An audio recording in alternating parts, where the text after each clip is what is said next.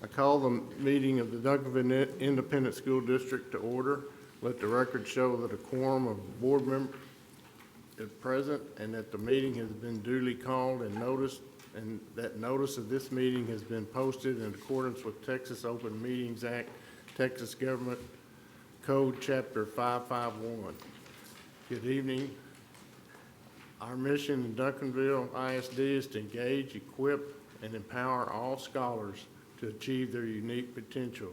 We'll now move into opening ceremonies. Trustee Vera Cruz, would you please lead us in a prayer? Yes, thank you, Mr. President. Please join me in a word of prayer. Mighty God, thank you that you hear and answer our prayers, for we have been chosen for such a time as this. Thank you that your presence calms the troubled sea of life and speaks peace to our souls. Give us clear minds and peaceful hearts as we gather together tonight. I pray for favor and protection over all students, administration, and campuses and leaders. Give those in authority over students wisdom and revelation in everything they do. Make them the vessel to speak life over our students. We ask this in your name. Amen. Trustee Fahey will now lead us in the pledges. Please stand.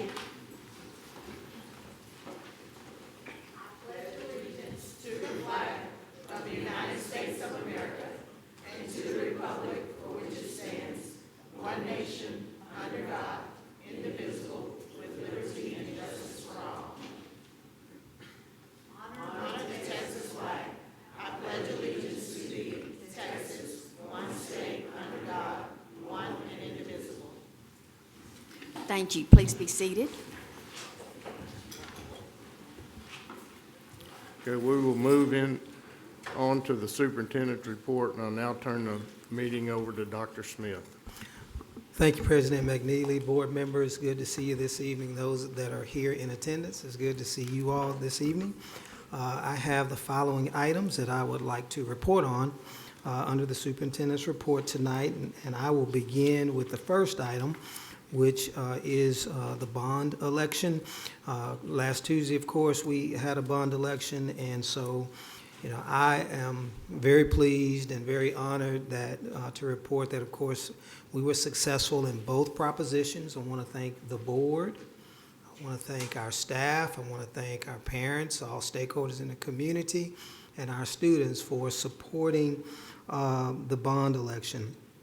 It took everyone to get us to this place to where the bond is passing.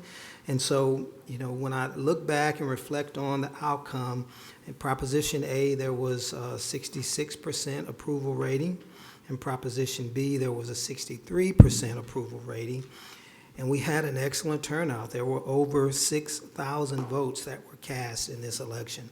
And as we reflect on the history of whether it be board elections or just city elections at a time when there's not a national presence or a national item on the ticket, this far exceeds the votes cast, and the participation in this particular election far exceeds what our history has been here in Duncanville. So that's a credit to our board, our political action committee that was led by Ms. Renee McNeely, and all of the support.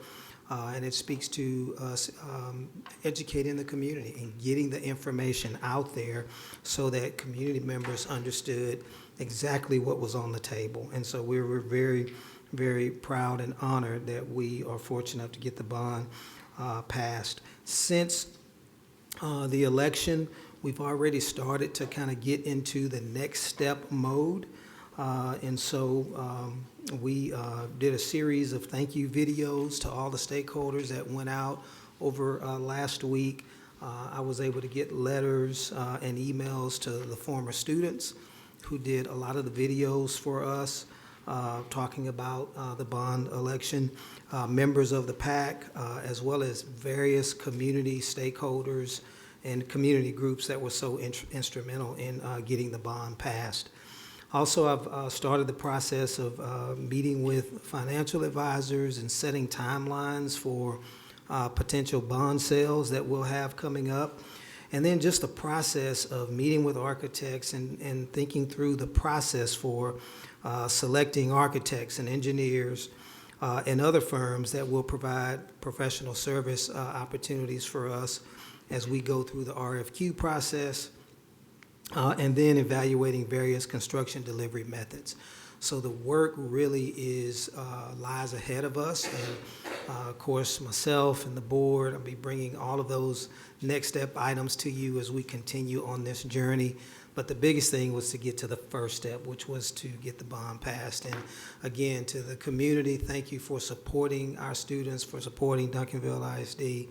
Again, amazing turnout and amazing numbers in support for the bond election. So we're really excited about that, especially at a time when it's very challenging in communities politically to get bonds passed, especially with the degree of support that we did here in Duncanville. So we are very thankful for the support for our students in our school district. The next item I have, I'd like to bring a monthly report for you on the Holsworth activity. The leadership team went to Austin in October for our next round of work with Holsworth. Again, the Holsworth is an opportunity for us to build a leadership definition profile for our school district and helps us to develop a process to identify our leaders and then develop our leaders in the district. This was a very sought after program to be in, and we're fortunate to be able to be a part of this program. And each month we go down there, we are engaged in learning, and we're engaged in a lot of opportunities to improve our own practices to develop the leaders in the district. We had an opportunity last time to really take another step in defining our leadership definition. That is a piece of work that is going to involve a lot of steps, a lot of processes, a lot of stakeholders are involved internally with developing and defining what our leadership definition is. It's important for us to be really clear about that because all the action steps that we take really build on that definition, so that there's common language in our district about what does it take to be a leader in Duncanville, and then what are the steps that we have in place to identify, develop and train, and then prepare and launch them into the next leadership roles in our district. So we were engaged in all of that work last month, and then we worked with the Holsworth team here last week, and we have a leadership definition group in the district, and they are all specifically chosen to help us develop our leadership definition. And there's a series of steps and meetings that they go through to define that. And as we make a final determination on what that leadership definition is, of course, we'll be sharing that with the board. But it's just been great to be a part of that. It's a very competitive process, and for us to get accepted into Holsworth it has been really a good thing for us, and really excited about the work that's going on there. The next item I have for you is an update on the legislative session and things that are going on at the state level, which is so key and instrumental to us and all districts in Texas. So just a quick update. Immediately following the third special session, the governor called a fourth special session, and that's to focus on school vouchers and school safety funding. Each of the special sessions is limited to 30 days, and the governor has stated publicly that he'll keep calling special sessions until the voucher program is passed. And so therefore, we anticipate that this could continue for a while, and it's a tactic to kind of wear down the legislators and get them to adopt his plan. It's important for all of our stakeholders to understand while this is going on, there's still been no raises for teachers. There's still been no funding for school districts in Texas, Duncanville, and all other school districts in Texas. And there still has been no funding for all of the security safety measures that were passed in the original session. So all school districts in Texas are really just doing the best they can. Many districts have adopted deficit budgets. And unfortunately, we're going to be in this situation until a decision is made at the state level. There are 4 key bills that we're focusing on in our district at this time, and you see those bills listed there on the slide. I'm sorry. Senate Bill 1 and 2, they've passed the Senate, and they are pending committee hearings on the House side. Senate Bill 1 would launch an $8,000 per student education savings account program or voucher. Senate Bill 2 would increase the basic allotment by $75 per student and add a salary increase for teachers. And on the other side, House Bill 1 is a very comprehensive bill, has over 170 pages in that bill, and it creates an education savings account program or voucher, allotting $10,500 per student, but it also includes a basic allotment increase with inflation adjustments for teacher salary increase. House Bill 1 passed out of the committee and is anticipated to be voted on by the full House later this week, supposedly on Friday. That's going to take place. So we're hopeful that the House members stand firm and vote against this bill. Although the funding is much needed for school districts, we've stated many times that we're not willing to negotiate and allow vouchers in exchange for additional school funding. Now is the time to reach out to our legislators, and we have been doing that in the district, and encourage them to vote no to HB 1. House Bill 2 is another bill that we are monitoring very, very carefully. It's anticipated again to go to the floor this week, and it would increase the school safety funding that was, of course, not funded at this point in the regular session. And we're hopeful about this bill because if this does come to pass, there are a lot of positive supports for the district. But with the contention that's going on at the House and the Senate and the governor, we are not likely to see anything passed unless the vouchers are included. And at this point, as of today, at 6:42, and I do emphasize that because things change, by the hour. But as of this time, the governor has been pretty clear that unless there's a bill that 100% supports the voucher program, he will not sign it. So as of this evening, we're still don't have funding, and we'll just have to see how this plays out. In addition to the special session, of course, we're always deeply engaged in the A through F accountability litigation. As we discussed in October, we've joined the lawsuit of over 100 school districts, actually, in suing the Texas Education Agency and Commissioner Morath for failing to provide proper notification of how accountability ratings will be determined for this upcoming school year. At the end of October, the state court granted a temporary injunction that prevents the commissioner from releasing the spring 2023 accountability ratings. The trial is set for February, so we'll have to continue to monitor the progress of this lawsuit, and of course we'll be keeping the board informed of any changes that will occur based on that. But that's where we are as of this evening. The fourth session is off and running, and so the challenge is for them to come to an agreement over the next 30 days, and we fully anticipate that if they don't, then there'll be another 30-day session. Or at least that's what the governor's position is at this point. We'll all continue to watch very closely. The next item that I have is not as sobering. It's actually a great thing that we've done. So I want to take a moment just to thank our board. Our board over the last several years has shown a commitment each year, especially this time of year, to do a coat drive to meet the needs of the students in our district. Several years ago, Trustee Cassandra Phillips really brought this initiative to the board, and everyone has embraced this effort for the last several years. And so I want to, again, take a moment to thank you, board, for your leadership hosting the 6th annual coat drive.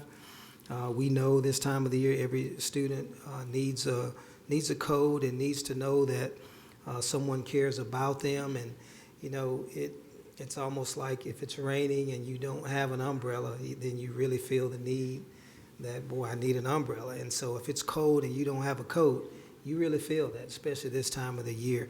And for our board to be able to continue to make this a priority is pretty special.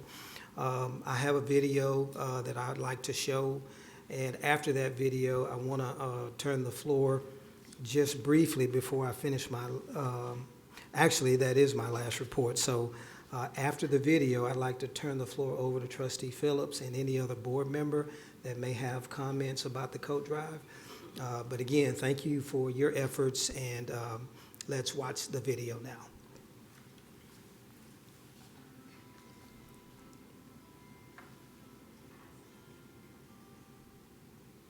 We are here today because our Board of Trustees, the entire board, decided 6 years ago that we wanted to give back and make sure that our students had what they needed. Every student in need receives a coat prior to the Thanksgiving break, so they won't have to go through the winter cold. And they feel good when they come to school, and they're warm, and they look good.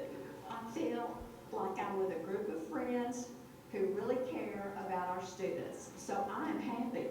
I'm proud to be here. If you saw how many children do not come to school in proper weather attire, it would break your heart. So this is a way that we can assure that at least most of our children are warm, and that's important.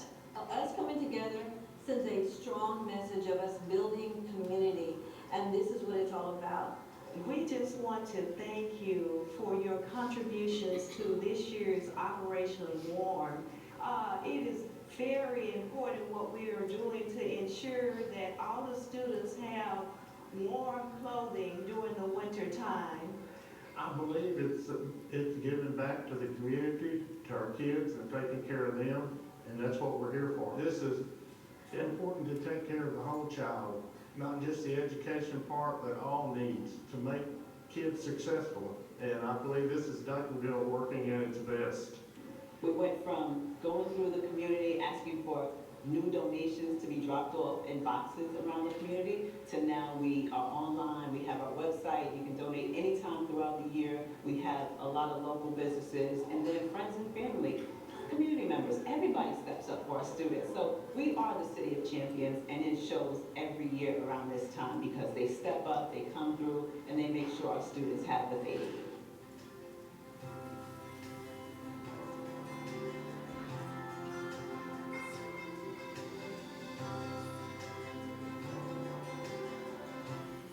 Thank you, and I'll turn it over to Trustee Phillips and other board members.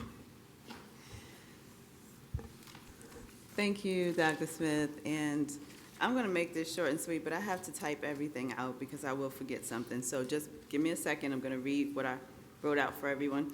So as we wrap up another successful student coat drive, we extend our deepest gratitude to every donor and volunteer for your unwavering support. Your generosity and dedication will warm not just bodies, but hearts within our community. Thanks for your contributions for our students. Wait, hold on. Like, I don't have my glasses on. I'm sorry, y'all. Thanks to your contributions, our students will feel the warmth and love of their village. Your commitment to making a positive impact is truly commendable. Together, we've created a ripple effect of kindness that will be felt far beyond this season. We thank you for being the driving force behind the success of our student coat drive, and we look forward to the continued collaboration in spreading warmth and compassion for many years to come. So thank you, board, thank you, DISD family, staff, community, everyone that participated. We just say thank you. I just want to say thank you to Cassandra for her idea 6 years ago and for her leadership every year and her tireless work ethic on this coat drive. Thank you, Cassandra. You're welcome, President McNeely. Can I say something? Dr. Smith, I thank you too. I mean, I didn't say that, but I thank you too. Can we get that on the record? Okay. All right, thank you. Strike that from the record. Dr. Smith rolled up his sleeves and helped us with the organization of the, doing the coats for each of the campuses. I would like to add on, besides these wonderful brand new coats for our kiddos, I would encourage parents to check out the Lost and Found from things lost last year, and also to consider our Panther Pantry. We do provide more coats for our students there. So, and I want to congratulate Cassandra one more time. She's so wonderful with just a giving heart. And if something ever happens to you, can I have Bella? Thank you. Yes, I want to thank you, Cassandra, for heading this up each year. You do a great job. You know which step is due and when, and you keep us motivated, and I appreciate that very much. And I'm glad, I know we're going to be taking care of this later in the meeting, but I'm glad you worked out your personal issue to where you could stay on the board with us. I would also like to say before, because we got out of the bond real quick, I'd like to thank Dr. Smith because the community appreciates you.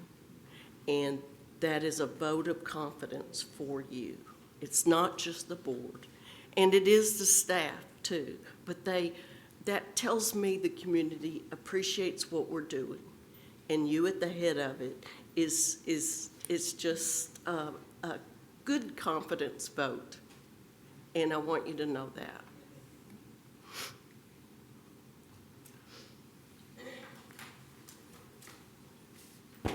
I just want to say thank you to the community. Zamora, your team was awesome that day that helped us and that stepped in to help. Cassandra, love you so much. Thank you. And the children are going to be covered. Thank you.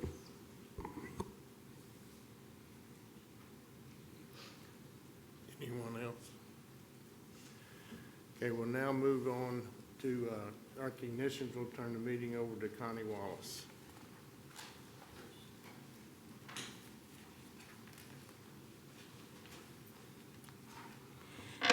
Good evening, President McNeely, Board of Trustees, and Dr. Smith. We have our donations listed here. Once again, we are excited that our Panther Pantry is the recipient of quite a few donations. Also, Duncanville High School, their student council, along with our student services and campus support, they received quite a few donations. And you'll notice that we have one from Trusted World Donations, a pretty sizable one. And just to remind you guys that we have a network partnership agreement with Trusted World. They are a nonprofit organization, and they provide clothing, food, and toiletry resources for identified families and individuals in our district. And our counselors, they have credentials to log into an online system and request support for students and or family members. And for example, if there's a parent who has a job interview coming up, the counselor can go into that portal and let them know that this parent may need professional attire, and Trusted World, they will deliver that for them. So we are grateful for this partnership and for our community for stepping in and supporting us with these donations. Are there any questions about the donations you see there? All right. No. Thank you.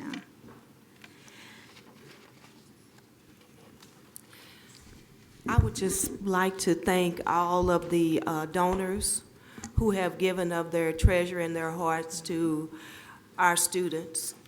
We really appreciate it, as a board. Absolutely, absolutely. Thank you. All right, and so with permission from President McNeely, I will move into our next set of recognitions. It is time for us to acknowledge our Made with Pride in Duncanville honorees. Each month, we honor a student, staff member, and teacher who goes above and beyond. They are chosen from nominations submitted by coworkers, classmates, or community members.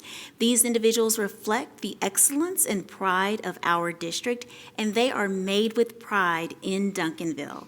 So if I could invite Ms. Shumamura to please join me at the podium.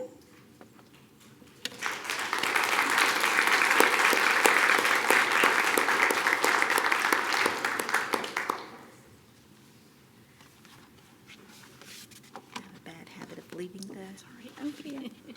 So let me present you with this certificate here. Thank you very And much. I'd like to share with you a little bit about what was shared with the committee that helped you to become our Made with Pride in Duncanville this month. So Miss Leslie Shumamura, she works in our media center, and she was nominated by a staff member, Vicky Mercado. And Vicky says that Miss Leslie is so helpful and always up for any task we send her way. It's usually last minute, and she never complains. We are so thankful for the support she has been able to provide to our department. The posters and signs that she prints for all of us are regarding student safety, and we want her to know that she's playing a huge role in making sure that our students stay safe through the products that she prepares for us. Miss Leslie always saves the day, and she takes pride in her work and will often have options for us to choose from to ensure that we get the best quality of images. The Media Center can get pretty hectic sometimes, but she manages it all and always has our jobs ready for us. When you see those very large signs all around DHS, there's a pretty good chance that Miss Leslie printed them for us at the Media Center. She's the unofficial member of the safety team, and we appreciate her so much. Congratulations. And if you have family or friends that are here in support of you tonight, if they will please stand and be recognized. Any family and friends of Miss Shumamura? Yay. Thank you. And next, I would like to invite Miss Behringer to the podium with me. Here is your certificate. All right. Ms. Cheryl Behringer is a district-wide adaptive PE teacher, and she was nominated by Dr. Jarrett. All right.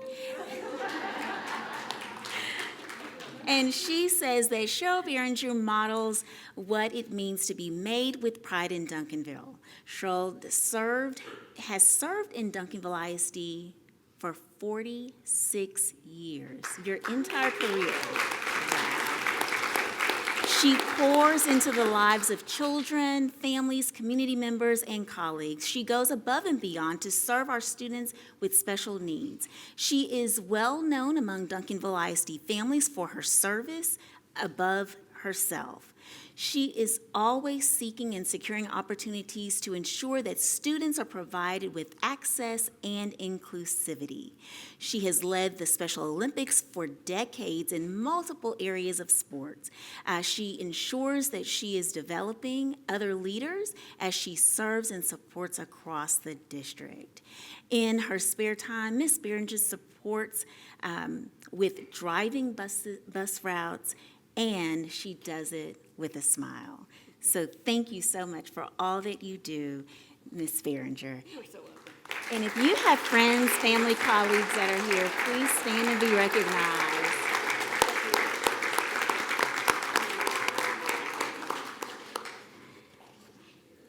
And last but certainly not least, where is Mr. Mitchell? Mr. Mitchell, come on and join me.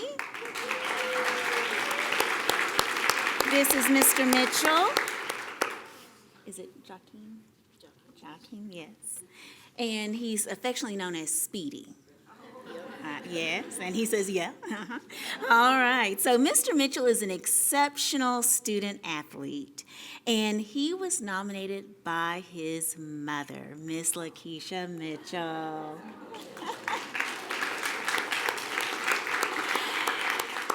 And when I tell you there were a lot of nominations, but yours stood out, young man. So she wanted us to know that last year he missed quite a bit of school because he has suffered from asthma. But he managed, even with missing those days of school, he stuck with everything, and he earned masters on his 4th grade reading star. Congratulations. Plus, now this is where he gets the nickname from. Not only is he great in the classroom, but he's a year-round athlete, pushing through breathing issues to play football and run track. He is one of the fastest kids in the country. At 9 years old, he broke the 100-meter national record and won a rare triple gold in the 100-meter, 200-meter, and 400 meters at the Junior Olympics.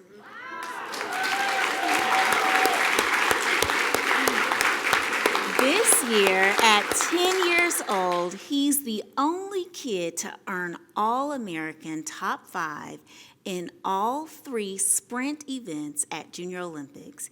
He's an intelligent and well-mannered athletic 10-year-old who works hard academically and socially to be great. Congratulations on being made with pride in Duncanville, Mr. Mitchell. And if your family will please stand and be recognized.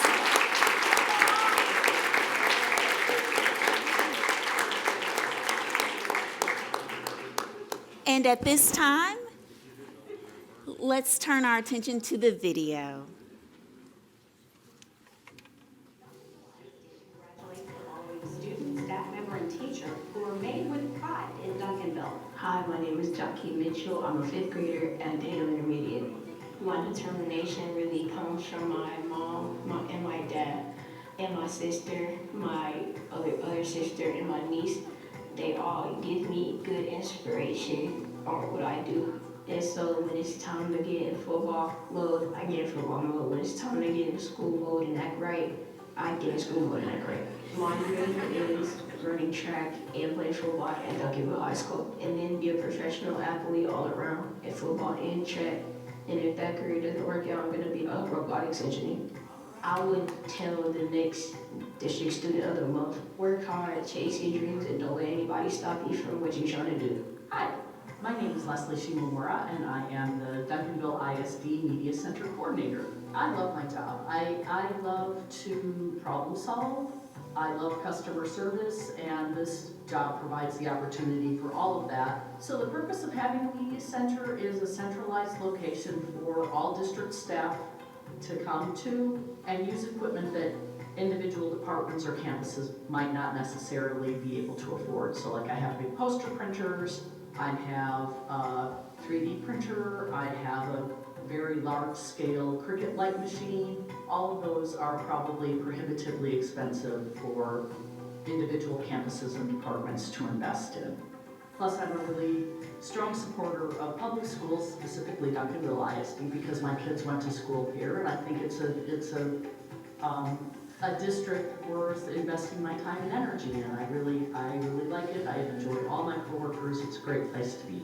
Hi, my name is Cheryl Behringer, and I'm a special education and adaptive PE teacher in Duncanville, K through 12. This is my 23rd year as an adaptive PE teacher, and prior to that, I was an elementary PE teacher for 23 years at Central Elementary. A typical day for me is not the same every day.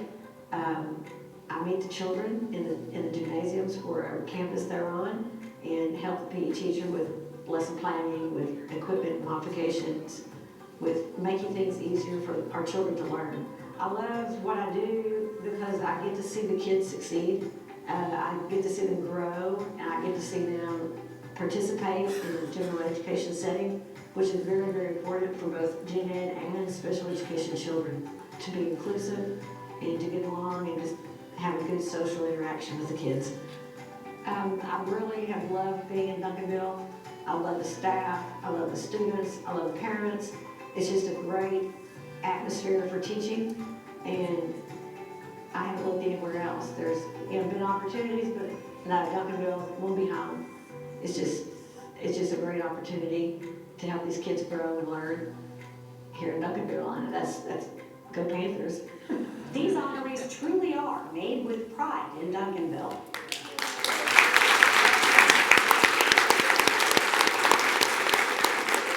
And before we move to the tennis team recognition, if I could have the family of Mr. Mitchell to please stand and be recognized. I don't know if I got a chance to do that just a moment ago. Thank you.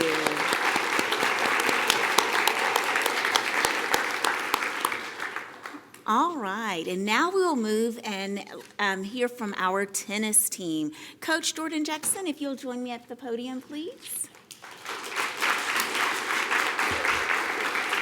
We are super excited that Coach Jackson, there you go, has joined us this evening. I know that last month you guys got a chance to hear from Dr. Smith. He included information about the tennis team in his board report.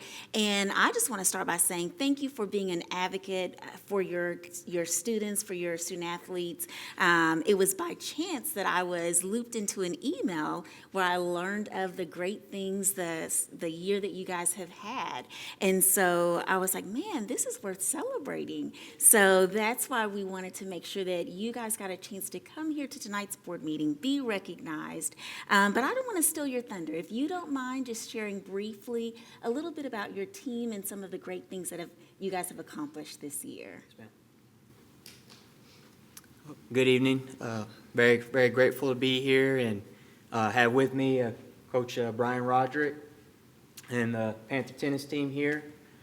We're just very, very honored to be here, and I'm grateful to get the opportunity to coach them. And they're just great kids, and they love to play tennis.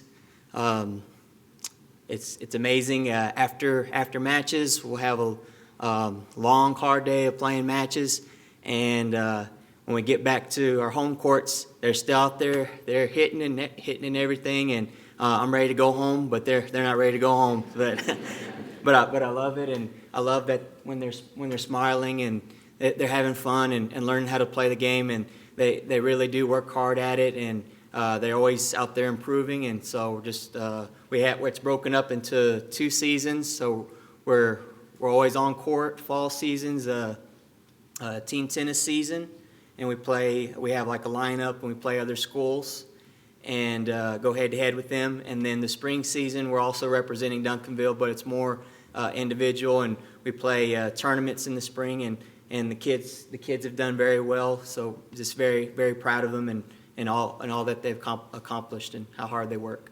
And I also want to say one thing too.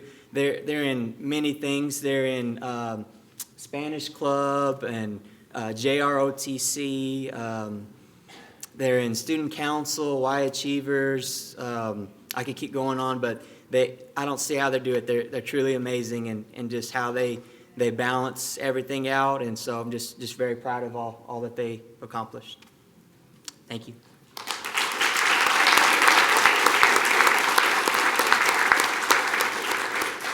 So here in just a moment, before you guys retire and go to closed session, I would like for President McNeely to take a photograph with the team after we leave and head to closed session, as well as with our Made with Pride honorees. But this concludes the recognition portion of our time together. Thank you, guys.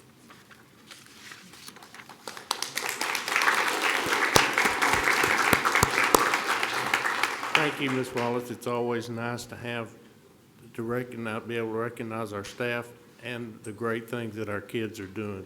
We will now move into closed session. Okay, we're back from closed session. We'll now continue with our agenda items. No communication. Citizens will go into consent agenda. Consent agenda can be consider approval of consent agenda items. All items may be acted on at one time by the Board of Trustees. Do I have a motion? We're going to move.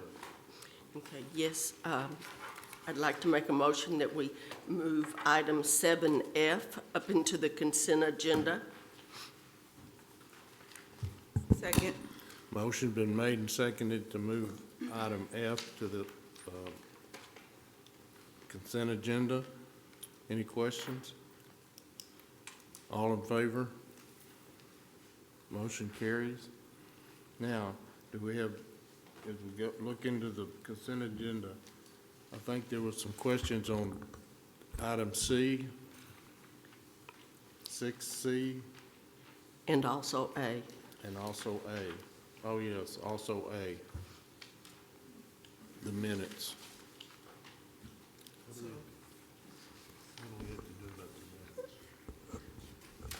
So we're going to make edits to the amendment. Okay. And then we'll add them to the next board meeting. Okay, we're going to make edits on 6A to the meeting minutes, and we'll present them to the next board meeting, right? If it's okay if I add some commentary to that? Go right Yep. after. Just want to make sure we're open to the public. So we need to make some corrections on the minutes. We had on the attendance part of the minutes from last month, that information, we had Ms. Cassandra Phillips' name listed twice. She is double good, but we need to have the minutes appropriate.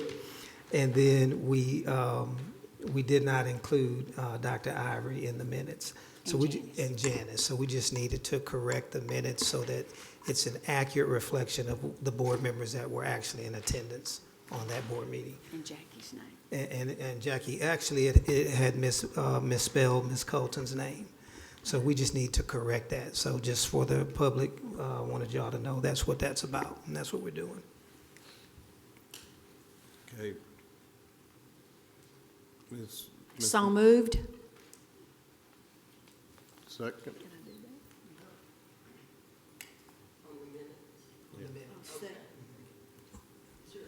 Second. Okay. All in favor? Okay. And move on to there's some questions on 6C. Ms. Okay. Brown, if you would join us, please. Good evening, Board President McNeely, Board of Trustees, and Dr. Smith. I'm here to present the Commit Data Sharing Agreement. Next slide. The Commit Partnership is a collective impact organization. It includes over 200 school districts, nonprofit agencies, community colleges, including districts in the best Southwest. So Dallas ISD, DeSoto, Grand Prairie, Lancaster, Cedar Hill, and Duncanville, amongst other districts, are all part of the Commit Partnership. Their goal is to provide a living wage for families by providing a quality education. And so they help school districts disaggregate data in order to make informed decisions to improve instruction over time. Next slide. And so with this data sharing agreement, the main goal is to improve the instruction. They provide data dashboards for districts. They highlight district achievements. They provide research to districts on how they can improve instruction with the information that we provide with using the data that we provide with assessments. And they focus on long-term measurements, so it's not just 1 year at a time, who performed best on the STAR for one academic school year. They're looking at long-range plans for growth. They do adhere to the FERPA guidelines. They work with a number of districts inside and outside of Dallas County, even including the Houston area. And this partnership is at no cost to the district. And we've partnered with Commit probably about since 2016. This is the same agency that partnered with the district with the pre-K kindergartner marketing campaign that the board has previously approved, and the board has also previously approved this data sharing agreement. Next slide. Are there any questions?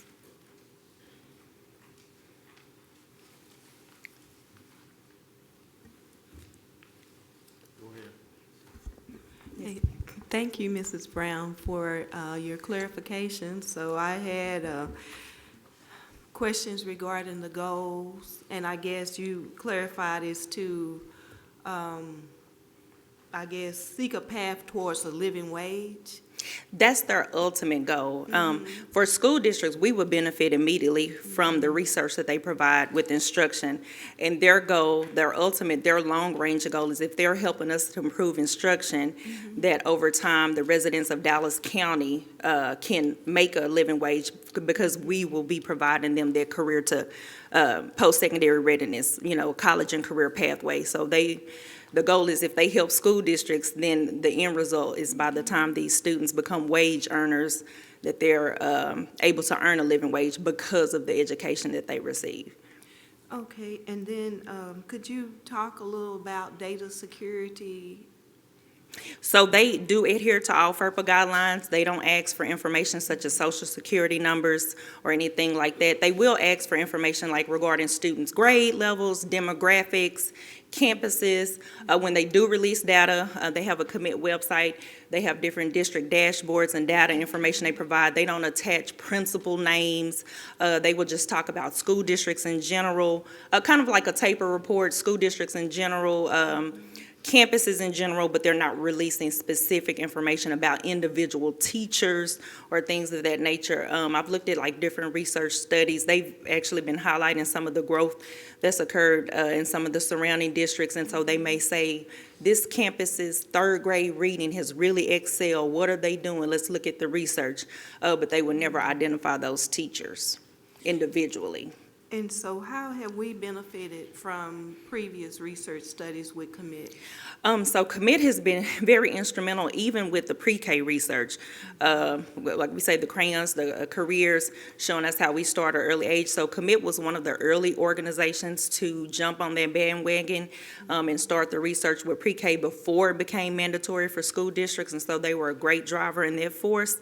And then also commit shows us really comparable data on how we're doing with other school districts in a way that TAPER does not. TAPER and the school district A through F accountability provides one resource of data, but they get to the nuts and bolts about how districts are doing it. And so they provide research so that we can examine if districts are accomplishing goals in other areas. We can look at what they're doing, and we can also see what strategies and tools that we're doing in comparison. So they don't just provide the numbers, they provide some of the research and the methodology about how different districts accomplish those goals. So do you know if their research data fed in our decision to expand our pre-K offering? So I know that it was already expanded by the time I got here, but I can tell you that they were instrumental in Dallas County. District-wide, I was in another district at that time, and so I know that commit had a very strong impact, especially with the marketing campaign. We were part of that collective last school year where the districts, we paid a fee, and they helped us with the radio advertisements, the flyers.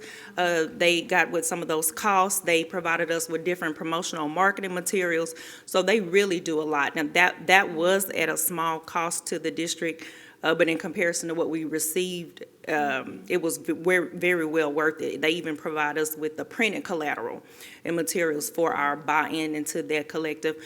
But this part is just good research and good data, and this is at no cost to the district.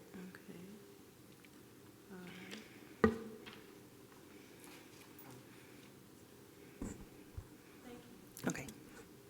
Thank you. Ms. Brown, the data sharing, is that just between school districts?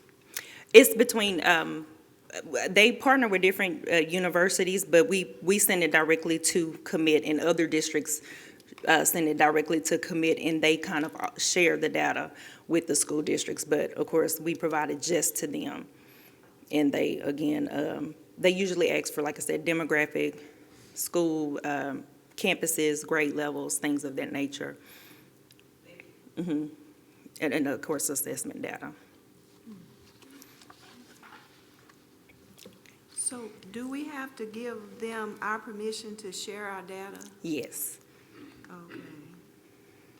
All right.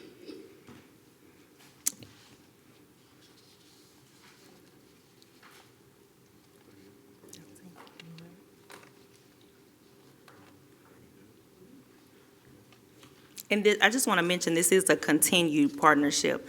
So we currently do partner with them, and They So this is currently, this is a renewal? this is a renewal, yes, ma'am. This is a renewal. Okay. I make a motion that we approve the consent agenda items, which include 6A through E and 7F. Second. Motion has been made and seconded. Any questions? All in favor? Motion carries. Now we'll move on to our action agenda items, which, look at this sheet.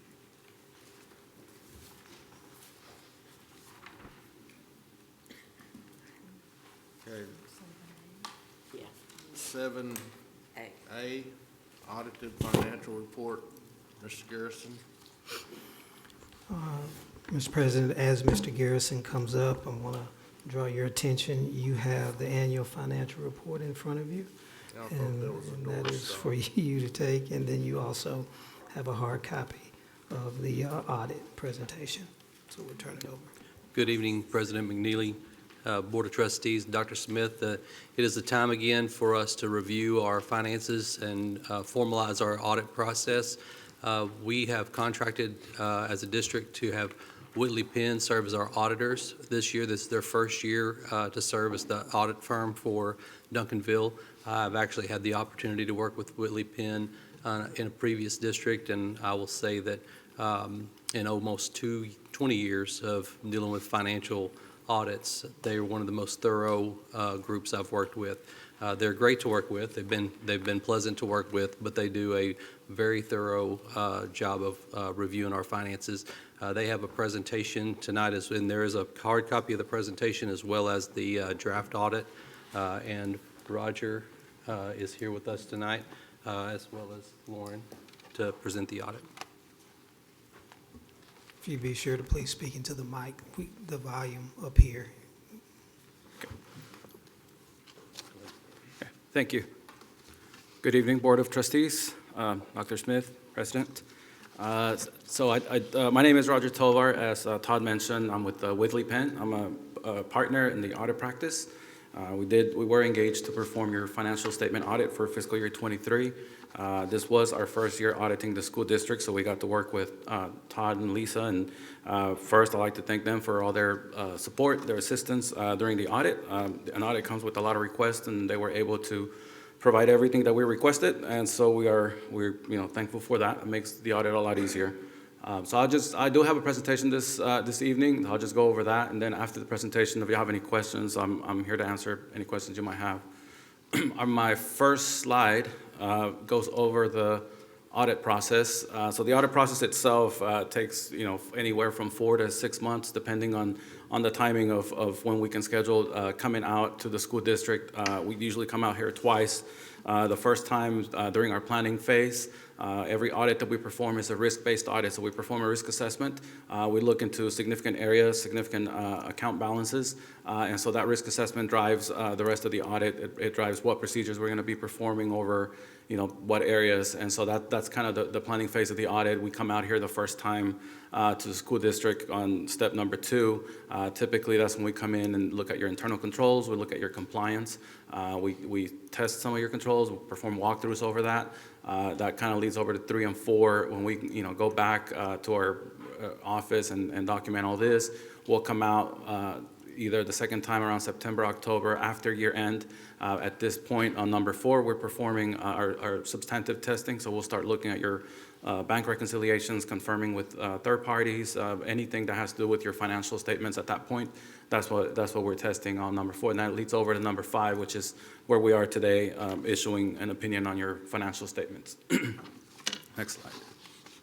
And so as far as the significant areas during the audit, so you can see here on this slide, we have several areas that we look into. Obviously, payroll takes up most of your expenditures, and so that's one of the big areas that we test controls over. We look at your controls, make sure they're in place and they're reasonable. Non-payroll is another big area Procurement has a lot of compliance requirements, so we look at that also.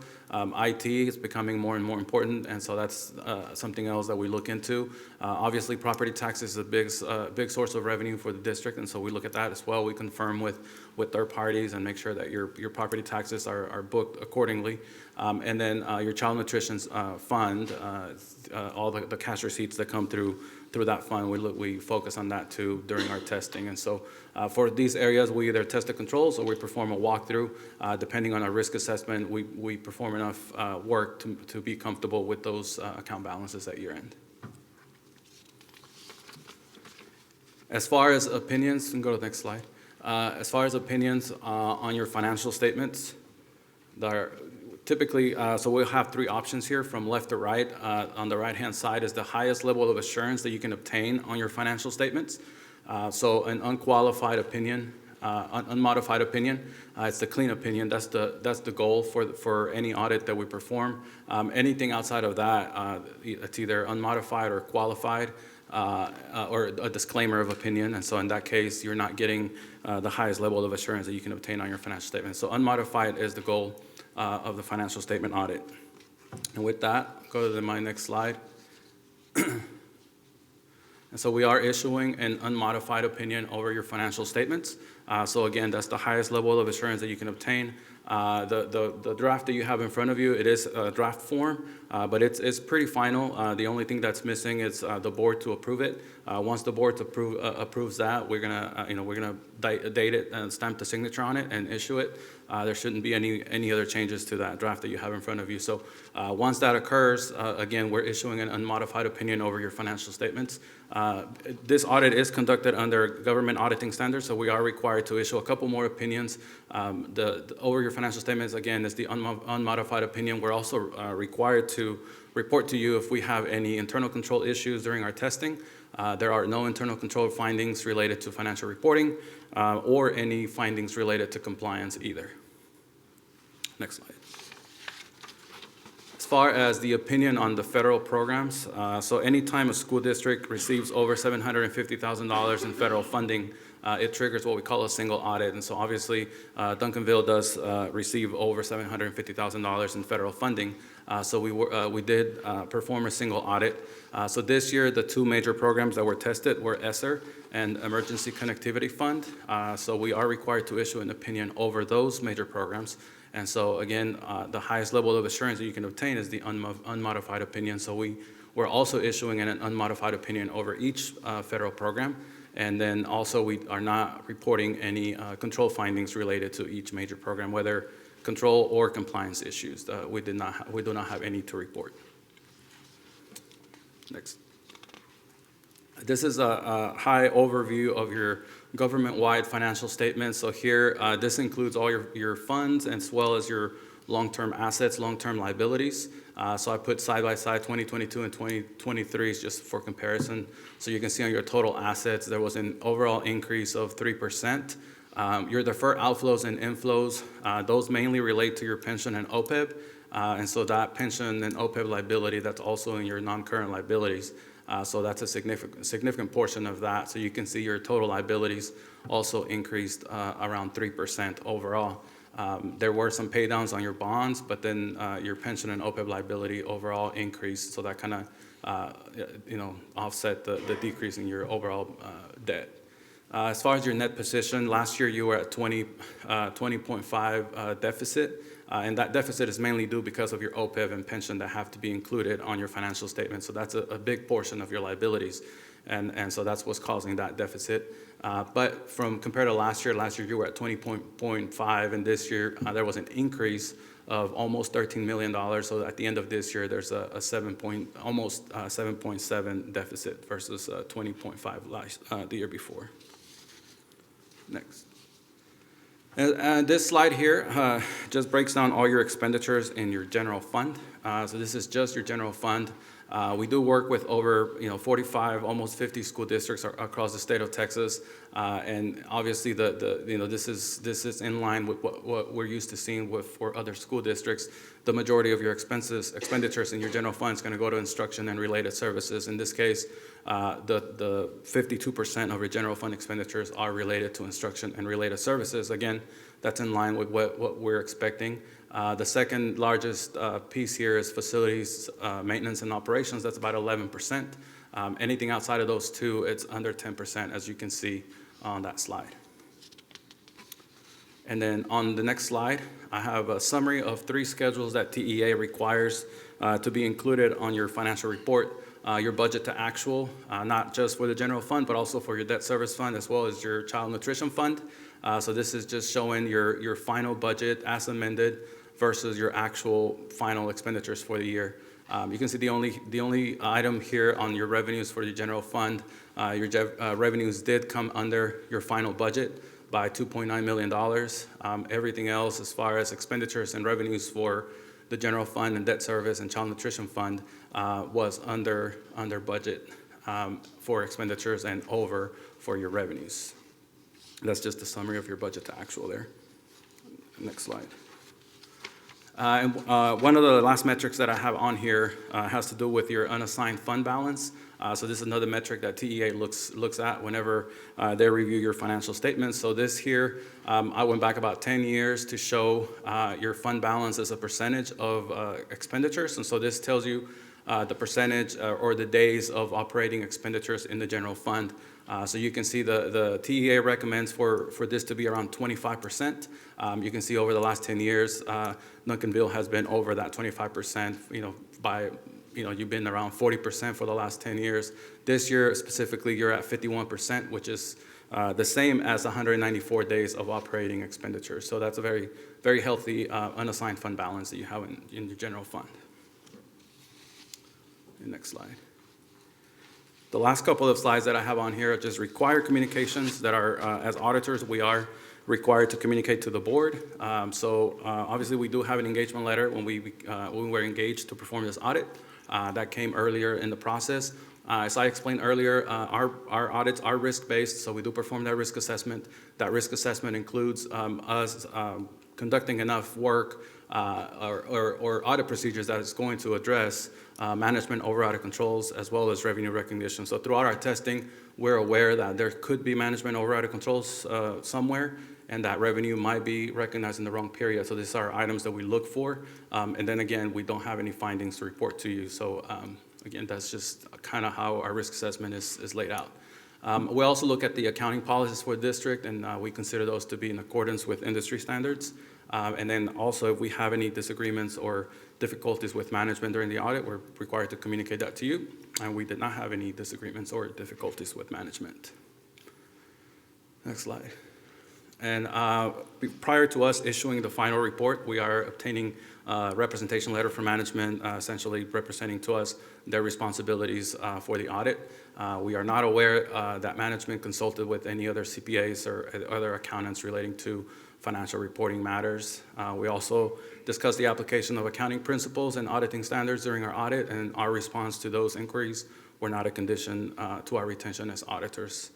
Finally, your financial statements that you have in front of you, they do include a couple of significant estimates. The 3 that we consider to be significant are state aid, OPEB, and pension, as well as your allowance for doubtful accounts.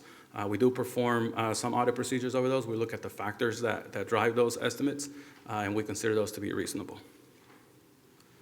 Then my last slide should be questions. So if you have any questions, I'm here to answer whatever questions you might have.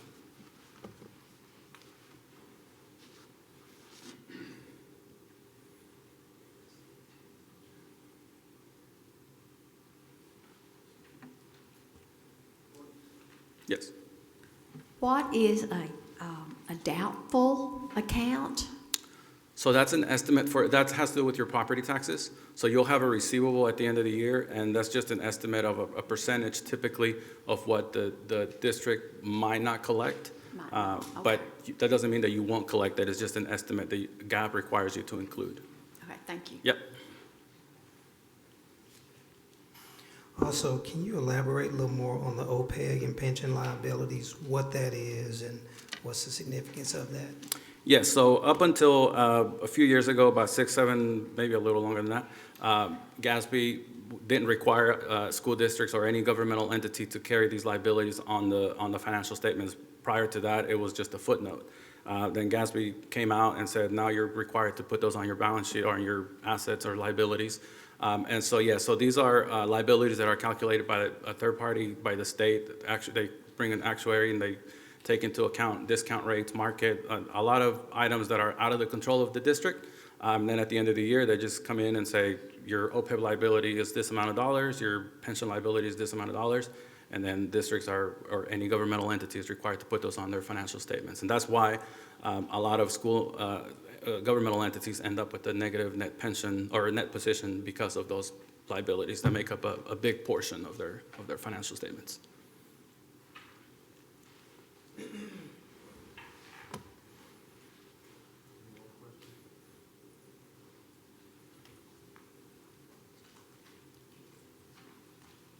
No more questions? Thank you. Thank you.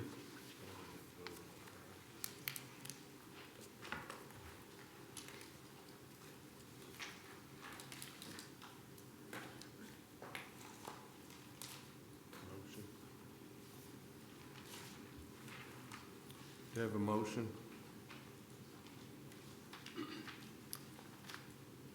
Audited financial report.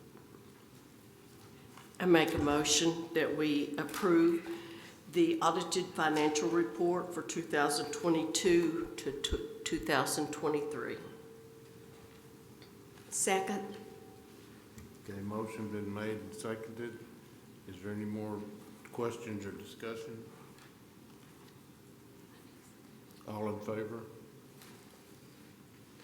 Motion carries. And we move on to resolution to cast a vote for the 5th member of the Dallas Central Appraisal District Board of Directors. You're Good still here. Stuck with me for 2 more. At a recent board meeting, as a board, you had the opportunity to appoint or nominate a board member to serve on the Dallas Central Appraisal District Board of Directors. At that time, you guys, as a group, as a board, you nominated Cassandra Phillips to serve in that role. She'll be on the ballot for that position in the upcoming election. As a board, you have an opportunity as a resolution. This comes directly from the Central Appraisal Board. This resolution does to have the opportunity as a board collectively to cast a vote in favor of Cassandra Phillips to fill that position. That's due to the board by December 15th. So you have the opportunity to make that a formal vote of confidence.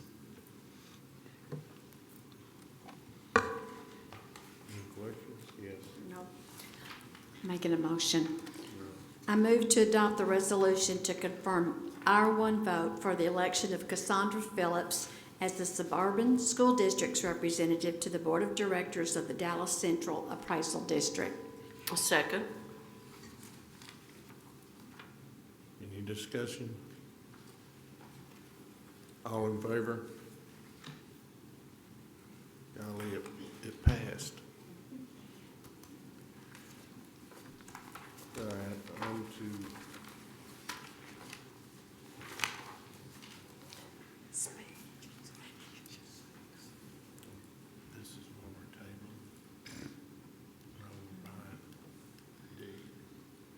Okay, purchase of police vehicles for the use of the Duncanville ISD Police Department. Chief? C. Oh, C, I missed one. I'm sorry. I slighted you. It's all right. I thought you were ready to get rid of me. I was ready to go back to my seat. Have at it.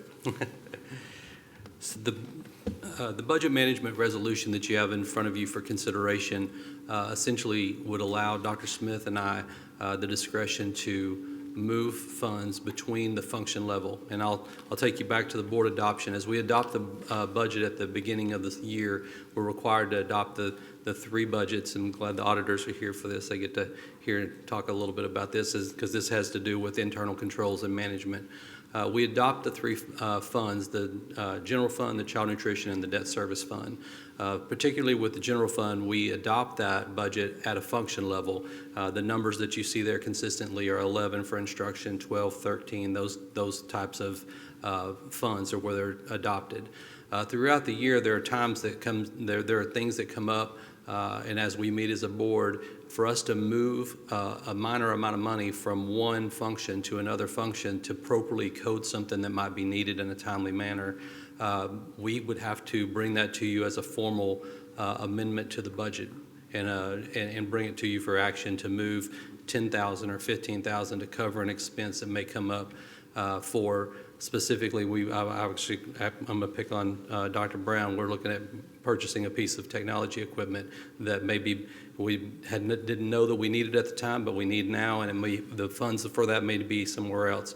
A good example would be us working that out, talking to Dr. Smith, hey, is it okay if we move this, we transfer that money? The formal process for that would have to wait for the next agenda, put it on there, move those funds from one function to another, and do that repetitively throughout the year. The budget management resolution keeps all of the management safety measures in place. Any purchase over $50,000 would still come to the board for approval. All the purchasing requirements and regulations for us that we have to meet would all still be in place. And most importantly, it does not change the facet of our budget. The amount of revenue we adopted and the amount of expenditures we adopted as a whole cannot be changed without coming to the board. So this gives us a little bit of flexibility and something that we certainly wouldn't want to take advantage of, and also something that I would definitely be communicating with Dr. Smith and within the budgets, because we have budget owners within those groups as well, and they would have to be consulted through that process and not just arbitrarily move those funds. But it does make us, I feel like, move a little more effectively and efficiently in a timely manner when it's needed.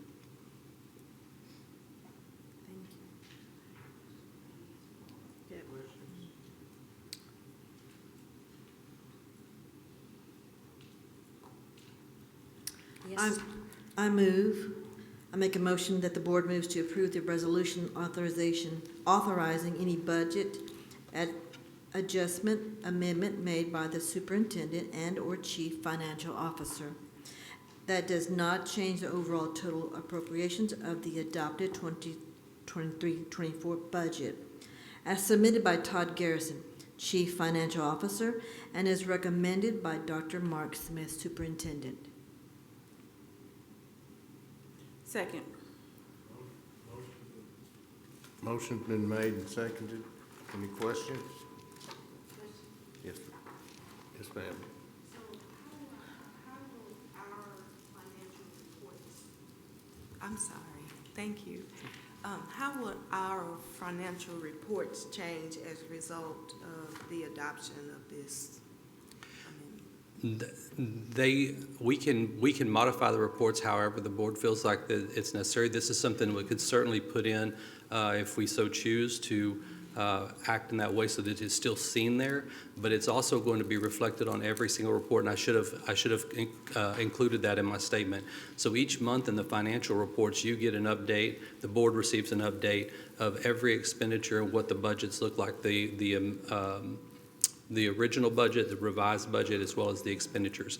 It's going to automatically be reflected in that each month regardless. We can certainly bring more attention to that if the board so chooses to say these are the things that we moved and these are the reasons. That would be if that's the pleasure of the board.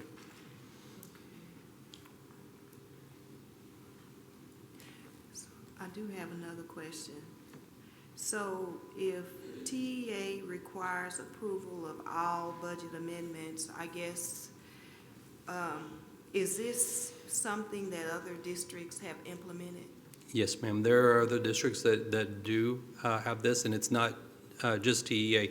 The auditors actually are ones that would monitor this as well because they make certain that we've not made modifications to, that's one of the things when they say they ask us for a lot of paperwork. These are the things they ask us for. They want to see any transactions where there was a budget amendment made. And so in this instance, we would still provide that to them, but we would also show that there's a budget management level because they would want to see the board action on that. This would be the board action that allows us to do that. And so it just allows us some flexibility in that regard. But yes, ma'am, there are other districts that do this as well. Thank you.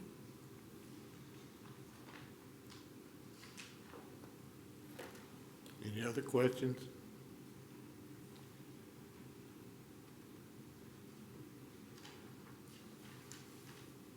We already read the motion. Okay. All in favor? Okay, motion carries. Thank you, Mr. Garrison. Now we'll buy police vehicles, Chief.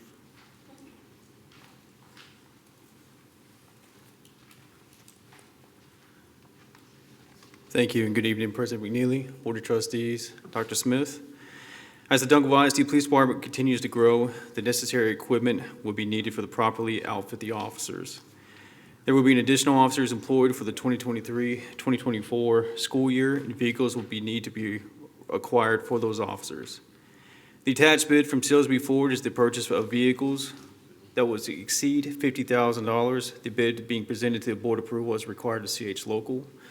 Do keep in mind that the grand total of the purchase of the vehicles would be $171,802.50. $100,000 of that purchase would be coming from Senate Bill 11 funds. Texas Legislature appropriated $100,000 to the TEA to provide funding for two public schools for additional safety equipment. So we'll be utilizing those Senate Bill 11 funds to take care of the majority of the hunk of the vehicles. The remaining of the $71,802 would be coming from the police budget. At this time, the police department is seeking approval for the purchase of 3 vehicles, which include 1 unmarked and 2 marked police units. Questions? Yes. Are these additions because we have new police officers, or are these replacing other vehicles? Additional. So it'll be the new vehicles that we'll have for the additional officers that we'll have, correct? So we do have some new hires? We have one in the academy right now. Okay. That'll be graduated by January. And then we have a candidate that qualified candidate that we're interviewing next month. Okay, thank you. Yes, ma'am. Yes, ma'am. Sorry. Sure. Does it include the outfitting of the vehicles? Yes, ma'am. Fully outfitted. Okay, Correct. Yes, ma'am. Thank you. Make a motion to approve the purchase of police vehicles for use by the Duncanville ISD Police Department. Second. Motion been made and seconded. Any questions or discussion? All in favor? Motion carries. Thank you very much. You bet.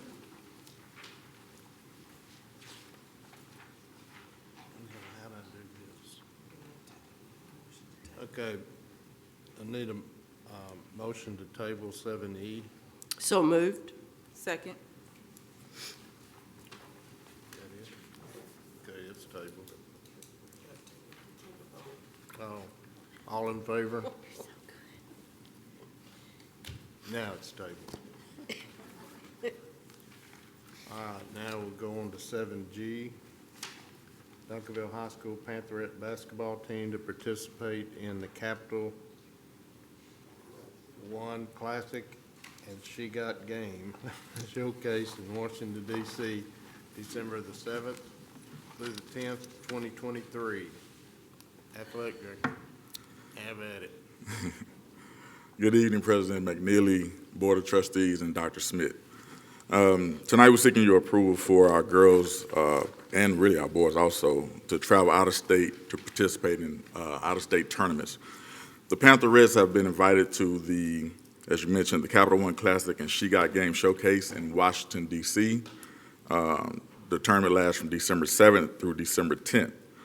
Right now, the lodging for the tournament, one night we pay by the host tournament. The host for one night, and the Panther Red basketball program will cover the cost for the additional 2 nights. Travel and meals will be covered by the Panther Red program, flight there and back, round trip, also ground travel while they're in Washington, D.C. as well. We also have chaperones assisting the girls, the Duncanville girls basketball coaches, along with one of our assistant principals from the high school to help chaperone the trip. Any questions? President McNeely, I move that the board approve out-of-state travel for the Duncanville High School Pantherettes for the purpose of participating in the Capital One Classic and She Got Game Showcase in Washington, D.C., December 7th through the 10th, 2023. I second. Motion been made and seconded. Any more discussion or questions? All in favor? All Motion right. carries. Thank you. You're still up. Yes, sir. All right, so next we have our Duncanville boys basketball team. They've been invited to the Holiday Hoop Fest in Salt Lake City, Utah, also December 7th through the 10th, 2023. And as you know, last year they went to this tournament and they were undefeated, and so have been invited to return back. The host tournament committee are paying for all of the lodging, all of the travel to and from the airport while they're there in Utah, the flights, everything that revolves around transportation, and also all of the meals, well, exception, 2 meals per day, and Duncanville boys basketball program will cover the additional 2 meals if needed. Chaperones will be the Duncanville boys basketball staff, and then we have one assistant athletic director who will also travel with the team. President McNeely, I move that the board approve out-of-state travel for the Duncanville High School Panthers for the purpose of participating in the Holiday Hoop Fest in Salt Lake City, Utah. I second the motion. Motion been made and seconded. Any more questions or discussions? All in favor? Motion carries. All right, and so the last one we have is also for the boys basketball program. They've been invited to the King Cotton Classic in Pine Bluff, Arkansas, December the 26th through the 30th. And so this is another tournament in which the host tournament committee will pay for lodging each night. They also pay for the charter bus and the travel while they're in Pine Bluff, Arkansas. Meals will be covered by King Cotton Classic, 2 meals per day. The Duncanville boys basketball program will also pay for 2 additional meals if necessary. And then the chaperones for this particular trip is the basketball coaches. Are there any questions? President McNeely, I move that the board approve out-of-state travel for the Duncanville High School Panthers for the purpose of participating in the King Cotton Classic in Pine Bluff, Arkansas. Second. Okay, motion been made and seconded. Any more questions or discussion?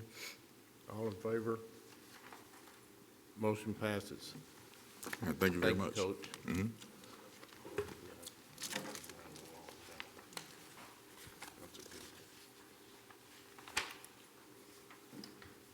Okay, Dr. Nick, you're up now. Thank you. Good evening, Board President, members of the board, Dr. Smith. It's a pleasure to present for your consideration of approval this evening the opportunity for our Duncanville High School Hi-Hats to perform in New Orleans during the NBA New Orleans Pelicans home game on March the 29th, 2024. If approved, the Duncanville Hi-Hats would also participate in a masterclass workshop at the Tigers dance team at LSU, Louisiana State University, the day prior to the NBA performance. The cost per student for this remarkable experience is $640 per student. Currently, 85% of the team has already made their payments, and we anticipate the remaining 15% to be submitted by the end of the month. As of now, we've confirmed 12 chaperones for the trip, ensuring diligent supervision for our 19 hi-hats and 3 managers. This arrangement results in a commendable parent-to-student ratio of 2 to 1. And I'd like to highlight that the NBA performance will exclusively showcase our Duncanville Hi-Hats as the opening act for the game. This offers a fantastic platform for our team to shine, and it would be my pleasure to answer any questions that you may have at this time. How many of the chaperones will the district be paying for? None. None? Not Well, even the I take that back, I'm sorry. director? 10 of those chaperones are parents we will be paying for the director and the assistant director, 2 of those. Yes, ma'am. Jackie? So, Dr. Nix, are they, I guess, is the basketball team contributing towards this trip? No, ma'am. Okay. So I saw where a payment for a ticket was included. Are they having to pay to get into the venue?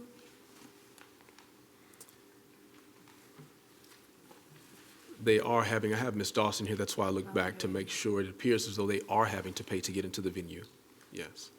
Okay, so I'm just wondering if we were invited to perform, why there isn't some financial participation on their part to help us with the trip? That's a good question. I'm going to ask Ms. Dawson to come to the podium to give a little bit more specificity as to why and how we were invited and what that means for our program. Okay, thank you.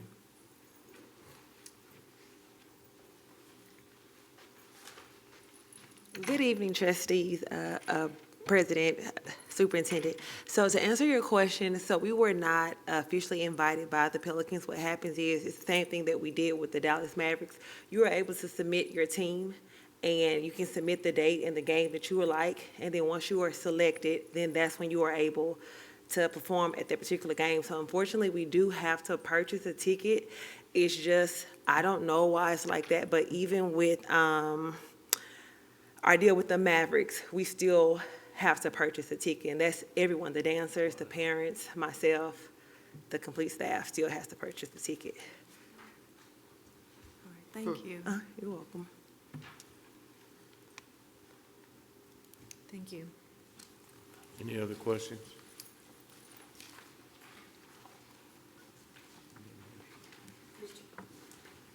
Mr. President, I move that the board approve out-of-state travel for the Duncanville High School High Hats drill team for the purpose of performing during the NBA New Orleans Pelicans home game on March 29th, 2024 through April Fools 2024. I second. Motion been made and seconded. Any other discussion or questions? All in favor? Motion carries. Have a good trip.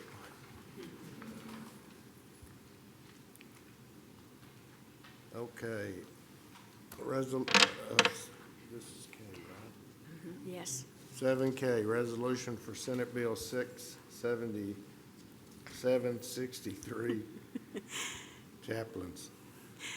Good evening, President McNeely, trustees, and Dr. Smith. During the 88th regular legislative session, Senate Bill 763 was passed, which allows school districts to employ chaplains or accept chaplains as volunteers to provide student support, service, and programs. Next slide.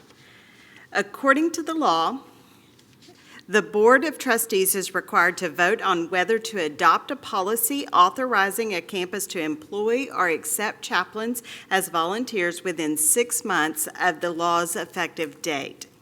Based on the bill analysis, this law intends to allow chaplains to act in the role and perform the duties of a licensed school counselor. Next slide. In our district, we have several chaplains that serve as mentors. They read to students, and they even attend field trips and events to support our teachers and our students. Their help in this capacity is greatly appreciated and needed. However, we do not believe it is in the best interest of the district to allow them to serve in the capacity of a school counselor, since they are not certified in this area of work.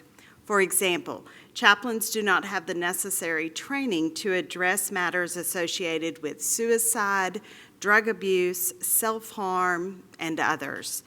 We believe these situations are best managed by certified professional school counselors. The legislature also passed this law to support with the shortage of school counselors, primarily in rural areas. Currently, our district has 40 allocated campus counselor positions and 5 district-level support counselors. We also have 2 restorative specialists who are certified as counselors as well. We also partner with Hamilton Counseling Services and Care Solace as an added layer of support. Therefore, we believe with our current staffing and partnerships, we are able to effectively meet the needs of our students and surround them with the care they need. Although we do not feel as though having chaplains serve in this capacity of a school counselor is needed at this time, I do want to reiterate that we value their support as a general volunteer, and this new law or the decision of the board does not change that in any way. Next slide. Therefore, it is the recommendation of administration that the board adopt the Senate Bill 763 resolution stating the district does not permit a district campus to employ or accept as a volunteer a chaplain to provide support, services, and programs as a school counselor for students at this time. The resolution states, whereas Section 23.001 of the Texas Education Code permits the district to employ or accept as a volunteer a chaplain to provide support, services, and programs for students as assigned by the board, whereas Senate Bill 763, passed by the 88th Texas Legislature, requires each school board to take a record vote between September 1, 2023 and March 1, 2024 on whether to adopt a policy authorizing a campus of the district to employ or accept as a volunteer or chaplain under Education Code Chapter 23. Now therefore be it resolved that the Board of Trustees of Duncanville Independent School District hereby does not permit a district campus to employ or accept as a volunteer a chaplain to provide support, services, and programs for students at this time. Adopted this 13th day of November 2023 by the Board of Trustees. I'm happy to answer any questions you may have. Questions? No questions. Give me a motion. Make a motion to move that the board move to adopt the resolution for Senate Bill 763 as presented.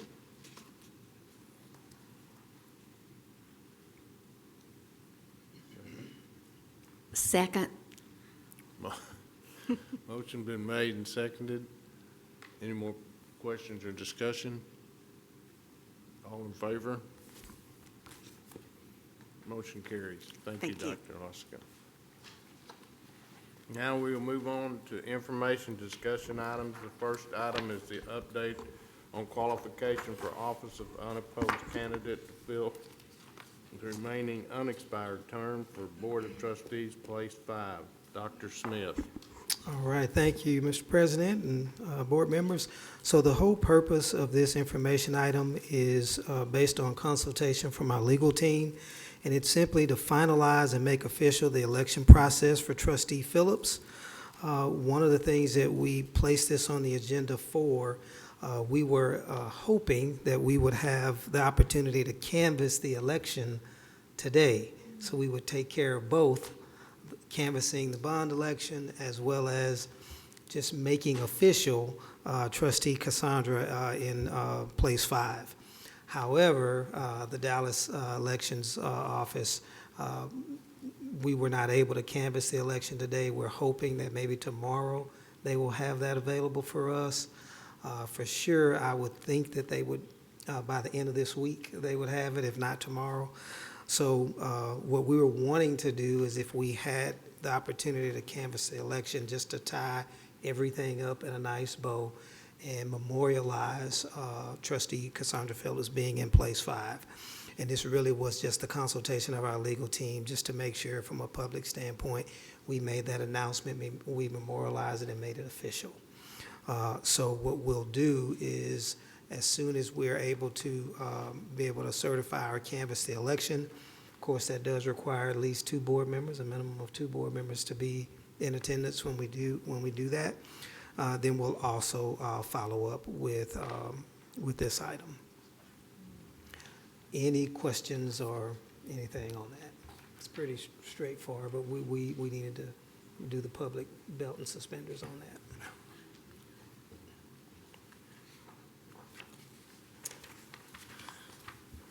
Okay, information item 8A.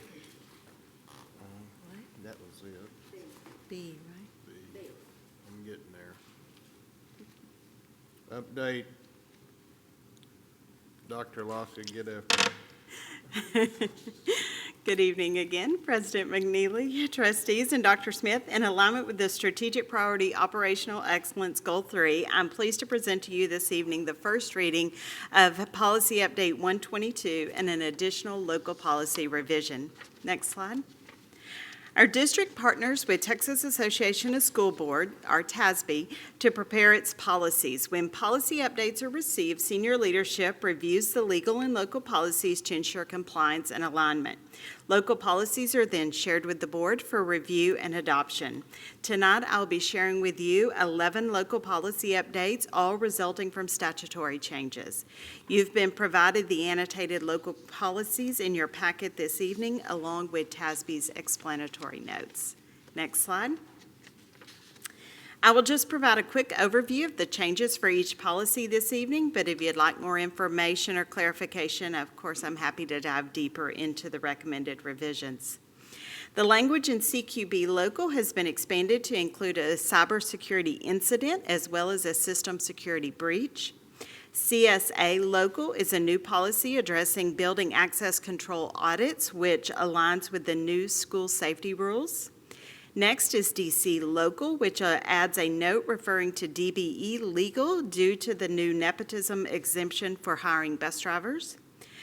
For EHB Local, language for dyslexia and related disorders has been added, stating the district will comply with the State Board of Education adopted standards and the guidance provided by the Commissioner of Education.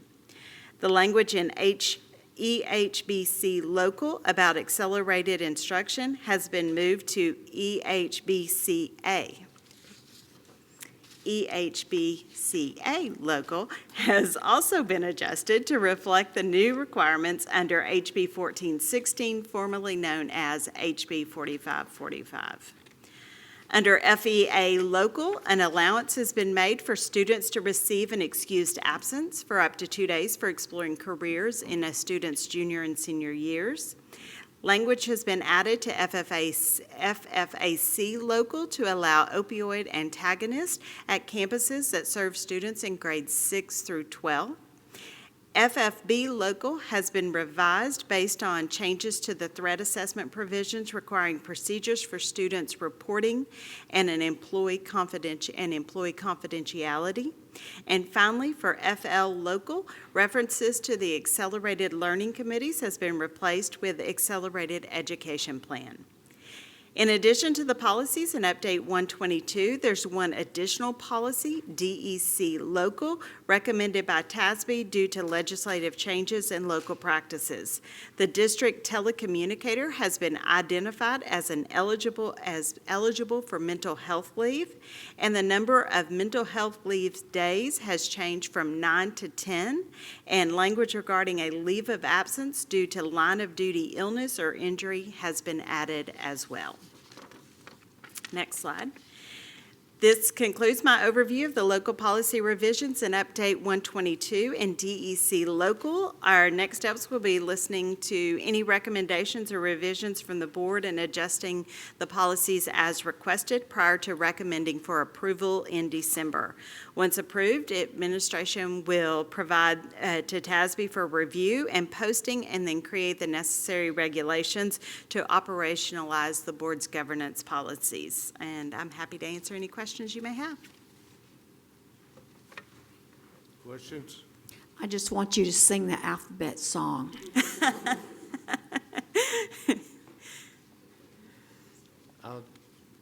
You're through. Yay. Dr. Jordan, you're not.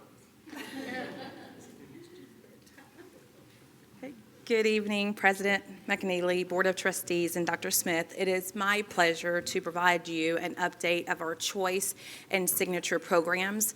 Just as a reminder, our choice programs, for the most part, operate as a school within a school model. And then our signature programs are school-wide exposure and access. And I will explain that in greater detail in just a moment. Next slide. So, Board, thanks to you, in 2017, we launched our very first choice program at the Collegiate Academy. It was our early college high school. And since then, we've launched 10 additional choice programs. So that's a huge celebration for us. Today, I'm going to focus a lot on our elementary programs, but we'll give you a high-level overview of our secondaries as well. Next slide. So we will begin with Alexander. Alexander is a collegiate exploratory academy. They are so focused on a college-going culture there. At Alexander, you will see students using planners. You will see that Mr. Lanier has a principal roundtable that he hosts with student leaders. We have DHS mentors who come down and mentor our students. And then we have collegiate students who serve as our scholar ambassadors who participate in mentoring and tutoring. And so this campus has done a phenomenal job of just embracing the college-going culture from the earliest grades of pre-K. Next slide. At Central Digital Media and Performing Arts, we have students who are experienced to ballet, folklore, cheerleading, robotics, choir, piano lab, and we just launched a digital media lab with a green screen where students are learning how to take photographs and place them in many different images. Central has a winter and a spring showcase where they really spotlight all of the different great things going on, where we've had over 250 students participate, just really highlighting their digital media and performing arts. Next slide. At Hastings Elementary, we are focused on STEM, science, technology, engineering, and math. At Hastings, the students participate in 2 interdisciplinary STEM projects throughout the year. They have a STEM parent night. It is exciting to introduce our students to STEM, but it's equally more exciting to introduce our parents to STEM so that they could help their children at home. And our STEAM Academy at Kennemer just hosted a day where our students went over from Acton and got some exposure. So I will share that with you as well. In addition to the 2 interdisciplinary projects, the students at Hastings have access to field experience, whether it's through the Frontier Flight Museum, Sea Life and Lego, bringing the Perot Museum out to the students, or even having the Science and Tech Discovery Center come out and really just build their exposure at the earliest grades. Next slide. At Acton, they are focused on leadership. I mentioned that the students actually walked over to Kennemer. How cool is that for our littles to be able to play through STEAM activities, and then our middle school students to be able to mentor our littles. At Acton, they have student-led conferences. They have the principal roundtable, and they implement something called Leader in Me. It's really focusing on leadership habits, and they are getting ready to launch something called Mission Possible. It's almost like Shark Tank, but for students. And so they will be designing their own projects to solve a problem that we have here in Duncanville, and they will be presenting to community members to showcase just all the great things going on at Acton. Next slide. So moving into our middle school and high school programs, I want to first highlight just the enrollment numbers for 23-24 school year. Again, reminding you that our choice programs, specifically at the secondary level, is a school within a school model. And so we first staff and enroll students based on the number of students at the school. So looking at Kennemer, we project how many students will be at Kennemer, and we staff them based as a complete middle school, so it only gives them a certain amount of seats available for their STEAM academy. So I want to talk to you a little bit about just the application process, because I know we've changed this a couple of times. For middle school, our application process is a school within a school model, so we have limited seats. We would love to have a full STEAM academy and a full Kennemer middle middle school, but we staff it based on the number of students projected. With those limited seats, we have a lottery system. So any student inside Duncanville and externally can apply to attend our middle schools. However, our first priority is our Duncanville ISD students, especially since we have limited seats. And then once we have our Duncanville ISD students serviced, if we have any seats available, we have our external students who are applying outside the district to go into the lottery system to fill those remaining seats. At the Collegiate Academy, it's a little different, and this has evolved over the years.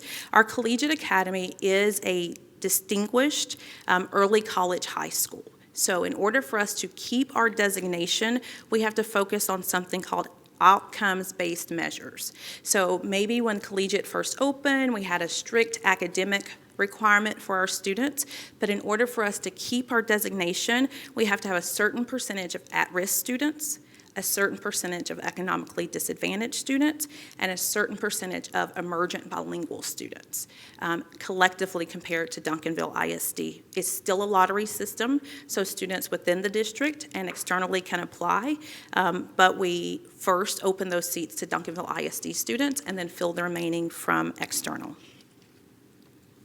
Next slide.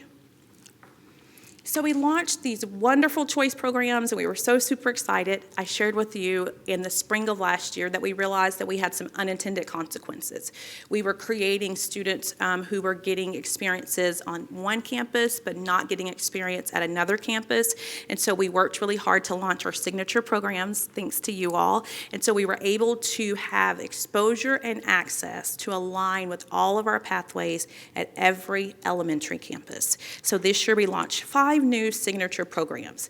As a reminder, our signature programs are home-based programs. So at Bill Hart, every student has exposure to career exploration. At Fair Meadows, every student, pre-K through 4, has exposure to entrepreneurship. Next slide. So Bill Hart is focused on career exploration. I love seeing these pictures. It's just the smiling faces, where the students are participating in a variety of career activities designed to help them set career goals, even at the earliest age. So the students participate in an 8-week rotation where they are learning about different careers, and then they will launch a spring showcase. Next slide. At Fair Meadows, the students are focusing on developing real-world skills. They are learning to understand the product development cycle. They are coming up with their own unique business proposals and delivering multiple pitch presentations. They are preparing for their Winter Wonderland Market, where the students are making many different things that they will be selling. And then they have a t-shirt design that they are focused on, where they will actually have, each grade level will have their own design for field day. Next slide. And at Hyman, we're focused on mass communication, focusing on developing students' verbal and written communication skills at the earliest age. Students participate, they actually facilitate announcements. We have a photography and a yearbook club. They're working on their mass communication studio, and then they will be participating in oral reading and storytelling competition with some of our other elementary campuses. Next slide. At Merrifield, we're focused on civic duty and service leadership, really inspiring students to become civic-minded leaders.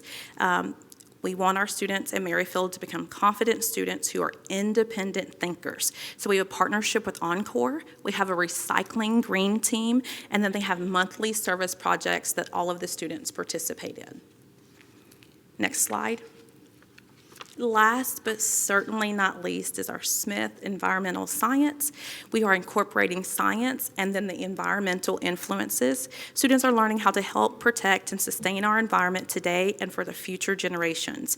Not only do they have recycling, they are practicing gardening, their raised garden beds are being delivered. We have a mobile dairy where Honey the cow came out and they were able to learn where milk came from. We also were recipient of a PetSmart grant that has provided us with bird feeders all over the campus, and then we have aquariums in the classroom. So students are getting exposure to environmental science pretty early on. Next slide. This concludes just a high-level overview of our choice and signature programs. I'm happy to answer any questions that you have at this time.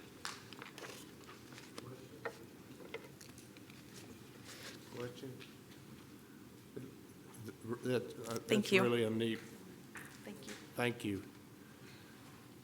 Okay, Dr. Nexus, distribute those backpacks real quick. Yes, sir. President McNeely, members of the board, it is my absolute honor to share with you just a little bit of information, high level, of how we're distributing backpacks. But before I start, I just want to take a moment just to thank my team, not even my team, just my colleagues. I have the pleasure of presenting to you, but this was an absolute team effort, from operations to communications to technology, to Dr. Goodman. My team, my colleagues, they just worked so diligently to make sure that the students have what they needed. So with that, next slide, please. I'm honored to stand before you today to present the distribution plan at a high level for clear backpacks to all of our students in grades PK through 12. Our primary objective is to prioritize the safety of our students and staff, creating a secure environment conducive of effective learning. Board, we know that school safety is a complex and multifaceted and process, and although clear backpacks alone does not guarantee the safety of students, it's an important part of a comprehensive plan for ensuring a safe and a secure school for everyone. Next slide, please. So much of the challenge that we face as Educators Board is battling the unknown. So when we're able to see, we can respond. And what clear backpacks allow us to do is to be able to see what's being brought into the school, allows us to be able to stop unsafe items at the door, and allows us to be able to protect our students to the best of our ability, and to be in better position to protect our students as we see things coming in the door. Next slide, please. Board, just as a high-level overview, our distribution process was in 4 phases, each with detailed objectives, action steps, and goals. And my objective is just to give a high-level overview of each of these phases. Next slide, please. Our operations department, headed by Mr. Mora, did an amazing job of and just, I'm going to talk about my boss here just for a second. Because these bags were coming from like overseas. And Doc was saying, make sure those bags are there.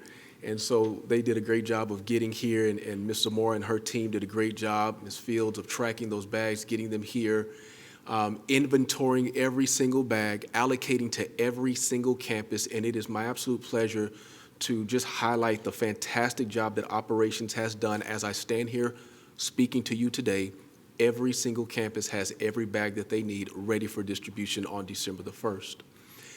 And that was no easy feat. And so they worked with the verification process there. Technology, Mr. Brown, Dr. Brown and his team created a centralized electronic distribution tracking system where we're able to track every single student who receives a bag.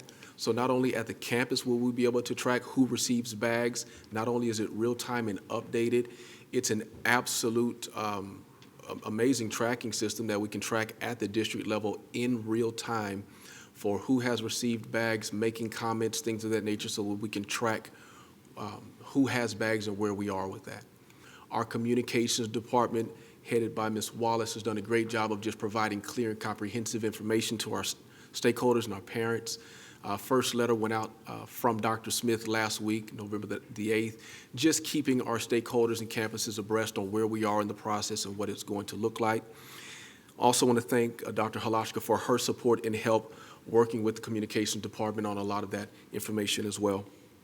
And then last but not least, of course, Dr. Goodman and myself, working with the campus to make sure that they have a schedule for distribution, making sure that they've got records, that they will be maintaining those records, and that we are prepared to support our students and our parents for the distribution starting on December the 1st. Next slide, please. Dr. Halachka has been very instrumental in working with the communications department in developing the guidelines for our clear backpacks. And in addition to this, also have created a frequently asked questions, a FAQ for the website, just in case parents, students want to ask questions or have those questions answered. And we understand that there may be challenges with this transition, but we stand ready and willing to support and work through all of these challenges with our campus leaders and our students in this district so that we can set a standard of an expectation of safety. As you can see here, this outlines what is allowable for our clear backpacks, what is not allowable for our clear backpacks, just making sure that everyone is clear about the standard, what we expect, what it looks like. It doesn't deviate much from anything that we were to go to a sports arena or venue or things of that nature. Is very much in line with what is expected. Next slide, please. Board, I know I went through that pretty quick, but I was directed by the president to move pretty fast. So it's my pleasure to answer any questions that you may have at this time. I have a question for you, Dr. Nixon. Yes, ma'am. So what is the quality like of this bag? I'm glad that you asked. Board, we have an example here for you. And I would like to, if given permission, I'd like for you to be able to see and hold this bag. This is a quality bag. When Dr. Smith made the decision to purchase bags for this district, he went with quality. So these are not bags that are going to tear easily. These are very thick, very sturdy bags. As you can tell, the size of these bags, 16 inches by 9 inches. So very quality, very thick, very durable. It's meant to last. So it's not meant for, I can go ahead and bring it up? Yes. Thank you. Let her have it. I mean the bag.